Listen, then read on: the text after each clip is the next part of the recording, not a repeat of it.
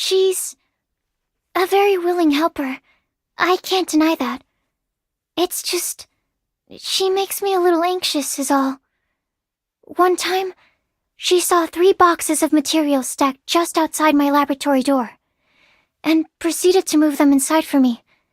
A nice gesture, but the thing is, I'd only just finished putting them outside. Jean has put her into solitary confinement so many times, but every time she's let out, it's not long before she's back in trouble. Something tells me she hasn't done much introspection. I told her I'd make her a bouncing, dancing Jumpty Dumpty that is also safe, but to date there are still a lot of problems with the design. I don't dare talk to Master Jean that much, because she's so strict. I know she's a good person and all. I know that, I do. But I still find her scary. I don't tend to bother her, and even when I have to, I ask Albedo to go on my behalf. She really seems to know a great deal. She's obviously never seen my research, and yet, on so many occasions, she's given me advice on that which is most core to my studies. Just how does she know? Is it observation? Or is it ratiocination? Oh, I know he likes to joke, and isn't trying to make fun of me, but I often struggle to work out which parts of what he says are the truth, and which parts are jokes. So, whenever he talks to me, the outcome is usually one of 2 things. Morbid embarrassment, or unbearable awkwardness. As his assistant, I learn so much each and every day. What's key is not his existing knowledge, but his talented way of thinking. No matter how complex the task at hand, his way of thinking ensures he gets to the bottom of it, and is able to explain it thoroughly. His methodologies are amazing. To me, it's where alchemy meets art. Talent? Let's hypothesize that he and I were to perform the same research. I'd still spend my whole life playing catch-up. But my studying bioalchemy has nothing to do with evading his line of research. We just happen to have different interests and dreams. Nothing more. I'm curious as to why her doll is called Baron Bunny. It clearly has nothing to do with the rabbit at all. Oh. The headband makes it look like it has rabbit ears, you say? That's heavily reliant on the rabbit stereotype, is it not? Many rabbits' ears are floppy. I take it you're referring to the book series, Flowers for Princess Fischl. Indeed, the world the author came up with is very creative. If only I could go see it with my own eyes. Oh, you're referring to Fischl herself? I am doubtful that she could really take me there.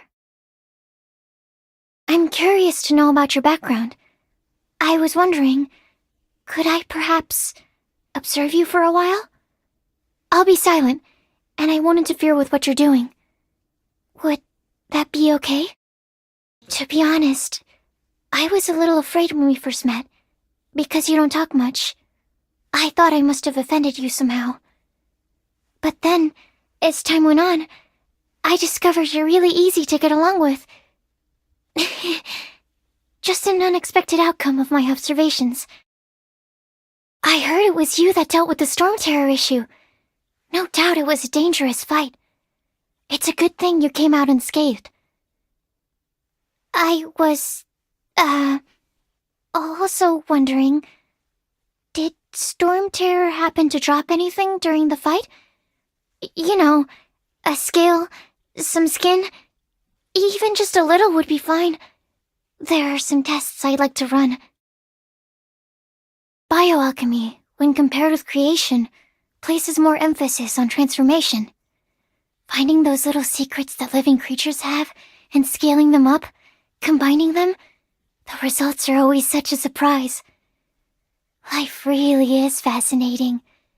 Just how much do we really know? I really don't know how to act around new people. Everyone's personality is different, as are the things they care about. If I slip up and say the wrong thing, I'll offend someone, or sound impolite. Talking is hard. So much harder than alchemy. Oh, you... noticed. My ears are a hereditary feature, quite different from everyone else's, so I try to hide them with my hair as much as possible. You want to know more about me? You must have an interest in bioalchemy then. Whatever you ask, I will be sure to give you the most precise answer possible. Oh, it really is me specifically that you are interested in? I'm at a loss for words. The essence of research is the process of finding the answer. Sometimes working through that process can be tedious, but every time I see the cumulative result of my efforts, I know that I'm doing what I love. When I was little, I had 2 good friends. We kept nothing from each other. I thought I knew everything about them, but then stuff happened, and we grew distant. As for where they are now, what they're doing, whether or not they remember me, I have no idea. Even though we were best friends, things still turned out this way. Let me tell you a little secret. Something I've never told anyone. The purpose behind my research is to create my own wonderland. Yes, just like the ones in fairy tales. The kind where all your dreams come true and you live happily ever after. It's childish, isn't it? But I still believe in fairy tales. If you're busy, please don't let me stand in the way of progress. You're not busy? Really? It's fine. I get that you have stuff to do. I'm already quite used to working alone. You're truly not busy? In that case, I don't suppose you could help me with a few things. Or, we could sit and chat about stuff. Finally, a breakthrough in my bioalchemy research.